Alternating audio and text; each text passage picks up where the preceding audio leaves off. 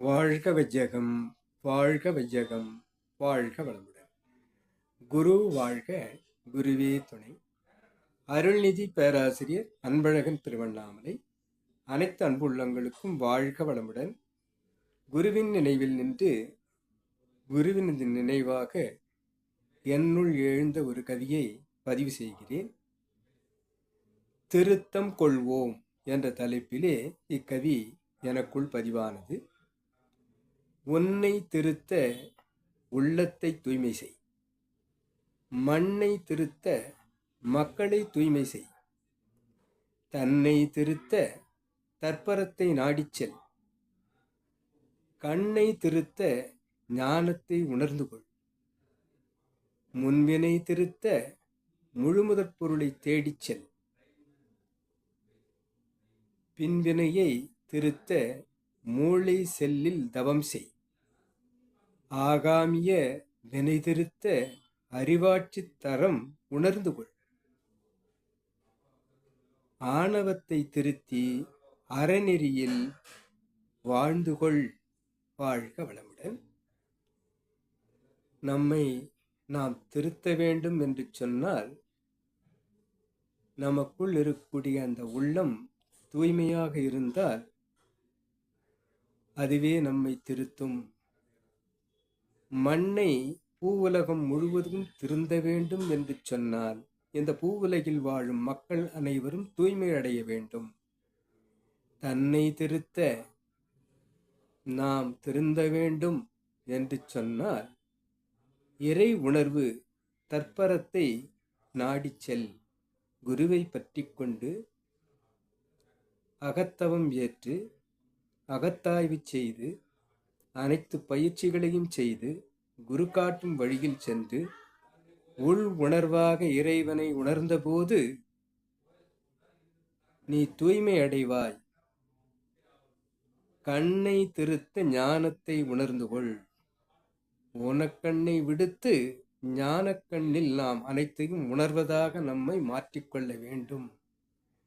முன்வினை திருத்த முழுமுதற் பொருளை தேடிச் செல். முற்றிலுமாக தெரிந்து அழித்தல் அல்லது பதிவு முறிவு என்பதாக துரியாதீதம் சென்று முன்வினை அனைத்தையும் முற்றிலும் திரித்து அழித்தல் அல்லது பதிவு முறிவு என்பதாக நாம் திருந்த வேண்டும். பின்வினை திருத்த இந்த 3 வயதிலிருந்து இந்த பிறவி எடுத்த பிறகு இதுவரை ஏற்ற பிராரத்தம் திருந்த வேண்டும் என்று சொன்னால் துரியத்தில் மூளை செல்லில் குண்டலின் தெய்வீக மகாசக்தி அளப்பரியதாக நாம் உணர்வார்த்தம் செய்ய வேண்டும். பின்வினையை திருத்த மூளை செல்லில் தவம் செய். ஆகாமிய வினை திருத்த அறிவாட்சி தரம் உணர்ந்து கொள். மூதாதைகள் அறிவு ஒன்று, நம்முடைய அறிவு, இவை இரண்டும் சேர்ந்ததுதான் ஒரு மனிதனின் அறிவாட்சி தரம் என்று குரு கூறியிருப்பதை நாம் சிந்தித்த போது அந்த இரண்டையும் திருத்தி பேரறிவை உணர் அறிவாக, மெய்ப்பொருள் உணர் அறிவாக நாம் பயணிக்கும் போது இந்த ஆகாமியம் என்று சொல்லக்கூடிய தீவினை நமக்குள் பதியாமல் நம்மை திருத்தும் என்பதாக வந்திருக்கிறது. ஆகாமிய வினை திருத்த அறிவாட்சி தரம் உணர்ந்து கொள். ஆணவத்தை திருத்தி அறநெறியில் வாழ்ந்து கொள்.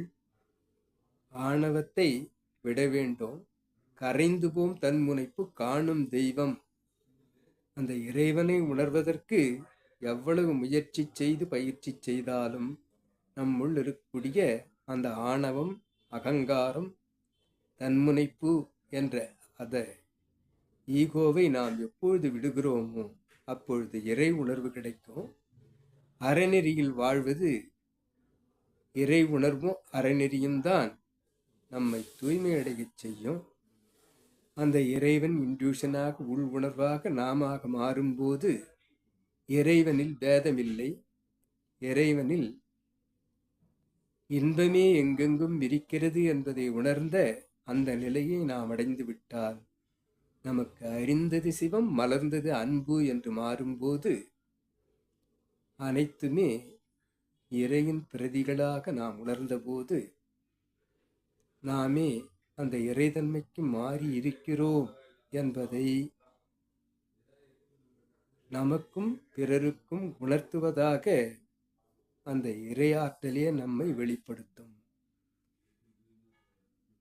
தொண்டாற்றி இன்பம் காண்போம் என்றும், கொண்டு வந்த வினைகளை தொண்டு செய்து போக்கிக் கொள்ள வேண்டும் என்றும், உலகநல தொண்டன் என்றும் தன்னை கூறிக்கொண்ட நம்ம குருவை காட்டியிருக்கக்கூடிய அந்த பாதையில் சென்று நாம் எப்போதும் அன்பும் கருணையுமாக மாறி அனைவரையும் அரவணைத்து சென்று அறநெறி வாழ்விலும் இறை உணர்வும் பெற்று இந்த பிறவித்துறை அறுத்து எல்லையில்லா மெய்ப்பொருளில் நிலைப்போம் என்று கூறி இச்சிந்தனையை இந்த அளவிலே நிறைவு செய்கிறேன்.